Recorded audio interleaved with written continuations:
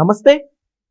AP కలెక్టర్లతోటి Nara Chandrababu Naidu గారు భేటీ అయినట్టు తెలుస్తుంది. సో వాళ్ళకి ఇచ్చిన దిశానిర్దేశాలు అసలు ఏంటి, భేటీలో ఏం జరిగింది ఒకసారి డిస్కస్ చేద్దాం. ప్రస్తుతం మనతోటి పొలిటికల్ అనలిస్ట్ సిఎస్ రావు గారు ఉన్నారు.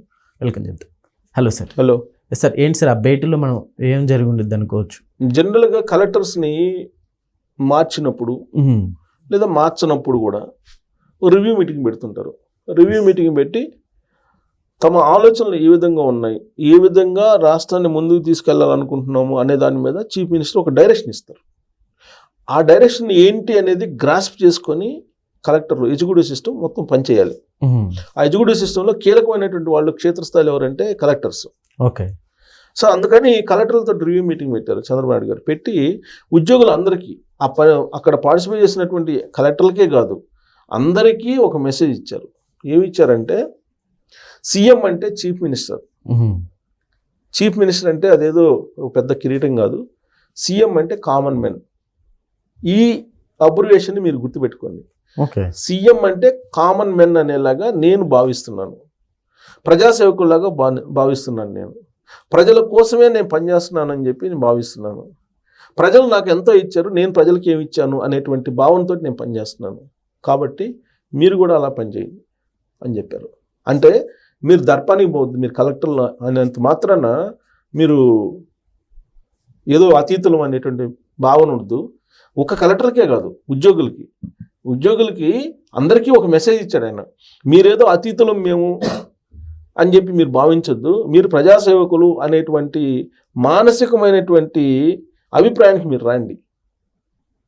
అంతే తప్ప మేమేమో అతిథులమి, మామూలు జనంతో మాకు సంబంధం లేదు, మామూలు జనాన్ని మేము పట్టించుకోవాల్సిన అవసరం లేదు అనేటువంటి భావాన్ని వదిలిపెట్టి, మాకేదో ఒక పెద్ద కిరీటాలు ఉన్నాయి అనేటువంటి భావాన్ని వదిలిపెట్టి, మీరు ప్రజాసేవకులు, మనం ప్రజలు ఇచ్చినటువంటి సొమ్ముని జీతాల కింద తీసుకుంటున్నాము, ప్రజలు కట్టినటువంటి ట్యాక్స్ తోటి మనం పనులు చేస్తున్నాము, ప్రజలు కట్టినటువంటి ట్యాక్స్ వాళ్ళు ఇస్తున్నారు కాబట్టి వాళ్ళ యొక్క సంపదకి, సమాజం యొక్క సంపదకి మనం ధర్మకర్తలమి అనేటువంటి భావన మీరు కలిగించుకోండి.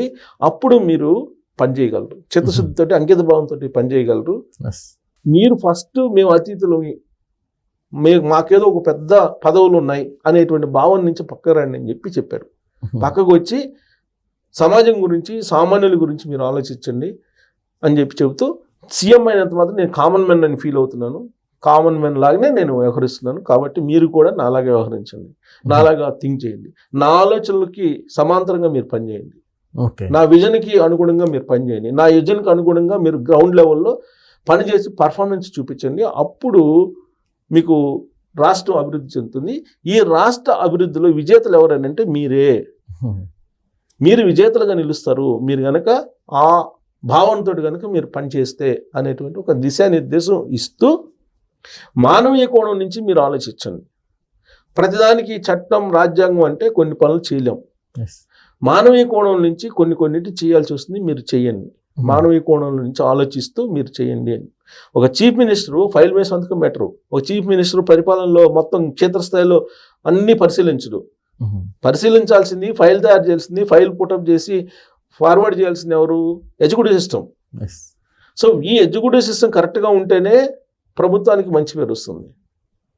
ప్రభుత్వానికి మంచి పేరు వస్తుందని అంటే విజేతలుగా నిలిచేది ఎగ్జిక్యూటివ్ సిస్టమ్ కూడా. ఒక్క పొలిటీషియన్సే కాదు, పొలిటీషియన్స్ వాళ్ళు 5 సంవత్సరాల పీరియడ్, కానీ రైట్ వేలో సమాజానికి ట్రాక్ వేయాల్సింది ఎగ్జిక్యూటివ్ సిస్టమ్. దానికి సహకరించాల్సింది పొలిటికల్ సిస్టమ్ సహకరించాల్సింది ఎగ్జిక్యూటివ్ సిస్టమ్. పరస్పరం సహకరించుకోవాలి. ఎక్కడ సహకరించుకుంటున్నారు ఈ రెండు వ్యవస్థలో ఉండేటువంటి వాళ్ళు? అక్రమాలు చేయడానికి, అవినీతి చేయడానికి సహకరించుకుంటున్నారు. ఆ కారణంగానే మనం 2019 నుంచి 2024 వరకు 10 సంవత్సరాలు వెనకబడిపోయామని చెప్పి నేను చెప్పడం కాదు, కేంద్ర హోంశాఖ మంత్రి అమిత్ షా గారే చెప్పారు, చంద్రబాబు నాయుడు గారు అనేక సందర్భాల్లో చెప్పారు. అంటే ప్రజలకు సేవ చేయటానికి ఎగ్జిక్యూటివ్ సిస్టంలో హై లెవెల్లో ఉండేది ఎవరు? కలెక్టర్లు, ఎస్పీలు, వీళ్ళు secretaries, special secretaries, additional secretaries, chief secretary, వీళ్ళే కదా. వీళ్ళు పొలిటీషియన్స్ తోటి కలిసి కరప్షన్కి పాల్పడితే, లేదా పొలిటీషియన్స్ వీళ్ళతో కలిసి కరప్షన్స్ పాల్పడితే గుళ్ళో లింగాన్ని మింగినటువంటి వాళ్ళు అవుతారు. గుడిని, గుళ్ళో లింగాన్ని రెండింటిని మింగినటువంటి వాళ్ళు అవుతారు. అదే చూసాం 2019 నుంచి 2024 దాకా. సార్ ఒకప్పుడు ఇవాళ ఐపీఎస్ల మీద కేసులు ఉన్నాయా? జైల్లో ఉన్నారా? మరి ఎందుకున్నారు? ఐఏఎస్ శ్రీలక్ష్మి గారు టాప్ ర్యాంకర్ ఆవిడ ఏం చేశారు? జైల్లో ఉన్నారు. సో కాబట్టి ఎగ్జిక్యూటివ్ సిస్టమ్ అనేది ముందు ఈ విధంగా కరప్షన్ చేయడం, అవినీతి పాల్పడడం, అక్రమాలకు పాటుపడడం అనేది మనం ప్రజాసేవకులం కాదు, మనం అతీతులమి, మనకి ఈ జాబ్ మన తెలివితోటి వచ్చింది, మనం కష్టపడి చదువుకుంటూ వచ్చింది, ఇలా ఫీల్ అవుతుంటారు చాలామంది. కాదు, వాళ్ళకన్నా తెలివిగల వాళ్ళు చాలామంది ఉన్నారు భారతదేశంలో, రాష్ట్రంలో, వాళ్ళు పనిచేసే జిల్లాల్లో, వాళ్ళు పనిచేసే మండలాల్లో వాళ్ళకన్నా చాలామంది తెలివైనటువంటి వాళ్ళు ఉన్నారు. ఈ భావన ఉండాలని చెప్పి చెబుతున్నారు. కానీ ఎక్కువ మందికి ఏంటంటే ఒక ఉద్యోగం రాగానే, ప్రభుత్వ ఉద్యోగం రాగానే నేనే తెలియగలని, నాకన్నా ఎవరు తెలియగలరు, అందుకే నాకు వచ్చిందని ఫీల్ అవుతుంటారు. ఉద్యోగం రావడానికి రకరకాల కారణాలు ఉంటాయి. బోల్డని కారణాలు చెప్పొచ్చు మనం ఉద్యోగం రావడానికి. నీకు ఉద్యోగం వచ్చిందంటే రిజర్వేషన్లో రావచ్చు, లేదా ఆ రోజు నువ్వు చదివి వచ్చినందువల్ల రావచ్చు, లేదా ఆ రోజు నువ్వు ఇంటర్వ్యూలో సరిగా ఫేస్ చేయబట్టి రావచ్చు. అయినంత మాత్రం చేత నువ్వేదో అతిథుడు అని చెప్పేసి అనుకొని, మిగతా వాళ్ళంతా తెలివి తక్కువ వాళ్ళు అని చెప్పి అనుకొని వాళ్ళని దోచుకోవాలి అనుకుంటే ప్రకృతి ఎప్పుడు ఒప్పుకోదు. ఏదో ఒక రోజు వేటేసింది. ఇప్పుడు కాకపోతే ఈ తరంలో కాకపోతే నెక్స్ట్ తరానికైనా వేటేసింది. అందుకే కరప్షన్ దూరంగా ఉండాలి. దగ్గరగా ఉంటే కాలిపోతారు. ఇవాళ కాబట్టి రేపైనా, ఈ తరం కాబట్టి నెక్స్ట్ తరం అయినా. ఇది నేను చెప్పడం కదా, ఆధ్యాత్మికతలు చెప్తున్నాను. భగవద్గీత చదివేటువంటి వాళ్ళకి అందరికీ ఇది అర్థమవుతుంది. అందుకే ఇప్పుడు నరేంద్ర మోడీ గారి ప్రభుత్వం భగవద్గీతని పాఠ్యాంశంగా చేయాలనేటువంటి భావన తీసుకొస్తుంది.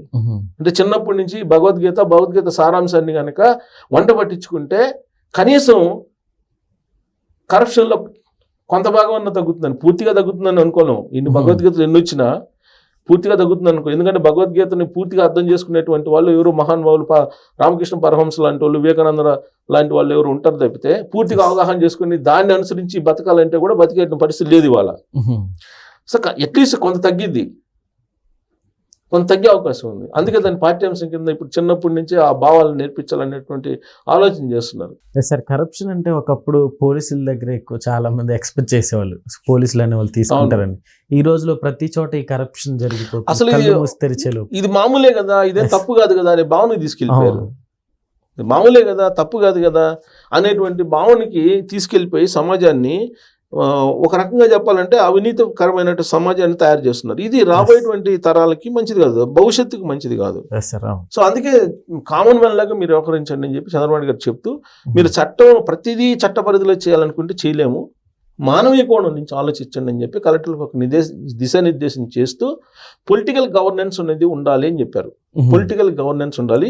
పొలిటికల్ గవర్నెన్స్ కాకుండా ఎగ్జిక్యూటివ్ గవర్నెన్స్ని నడిపాను నేను కొన్ని రోజులు, నష్టపోయాను. ఎగ్జిక్యూటివ్ గవర్నెన్స్ని ఎప్పుడైతే నేను నడిపానో అప్పుడల్లా నేను నష్టపోయాను రాజకీయంగా అని చెప్పి చంద్రబాబు నాయుడు గారు ఓపెన్గా మాట్లాడారు. ఓకే. ఎందుకంటే 95 నుంచి ఆయన ముఖ్యమంత్రి, 95 నుంచి 99 మళ్ళీ రెండోసారి ముఖ్యమంత్రి అయ్యారు. 2004 వరకు ఉన్నారు. ఆ 99 నుంచి 2004 మధ్యలో మినిస్టర్స్ కూడా లేనటువంటి పవర్స్ని ఐఏఎస్లు ఐపీఎస్లకి ఇచ్చారు చంద్రబాబు నాయుడు గారు. ఎందుకు ఇచ్చారు? ఫ్యాక్షనిజం, నక్సలిజం, రౌడీయిజం వీటన్నిటిని అణచాలి అనేటువంటి ఉద్దేశంతో. దాన్ని వాళ్ళు మిస్యూజ్ చేశారు. మిస్యూజ్ చేసిన దాని కారణంగా వాళ్ళు చేసినటువంటి తప్పు ఎవరి మీద పడుతుంది? పొలిటీషియన్స్ మీద పడుతుంది, ప్రభుత్వంలో ఉన్న పెద్దల మీద పడుతుంది. 5 సంవత్సరాలకు ఒకసారి వాళ్ళు కదా పరీక్ష రాయాల్సింది. ప్రజాక్షేత్రంలోకి వెళ్ళి అగ్ని పరీక్షలాగా పరీక్షని ఫేస్ చేయాల్సింది ఎవరు? పొలిటీషియన్స్. అధికారులు తప్పు చేసినా ఆ తప్పు అధికారుల మీద ఉండదు, డైరెక్ట్గా ఎఫెక్ట్ పడేది ఆ పొలిటీషియన్స్ మీద. అందుకే చంద్రబాబు నాయుడు గారు నేను ఎగ్జిక్యూటివ్ గవర్నెన్స్ని కోరుకోవట్లేదు, ఎగ్జిక్యూటివ్ గవర్నెన్స్ని కోరుకున్నప్పుడల్లా నేను అధికారాన్ని కోల్పోయాను, నేను పొలిటికల్ గవర్నెన్స్ని నేను బిలీవ్ చేస్తున్నా. పొలిటికల్ గవర్నెన్స్కి అనుగుణంగా మీరు పనిచేయండి. అలా అని చెప్పేసి అక్కడ ఉన్నటువంటి పొలిటీషియన్స్ తోటి మీరు కొలీడ్ అయిపోయి అక్రమాలు చేయమని చెప్పి నేను చెప్పట్లేదని చెప్పి చాలా క్లియర్గా చెప్పారు. చట్ట పరిధిలో మానవీయ కోణంలో మీరు చేయండి. కొన్ని సందర్భాల్లో చట్టాన్ని కూడా పక్కన పెట్టి మానవీయ కోణంలో చేయాల్సినవి ఉంటాయి, అలాంటివి చేయండి అని చెప్పి చాలా క్లియర్గా చంద్రబాబు నాయుడు గారు చెప్పారు.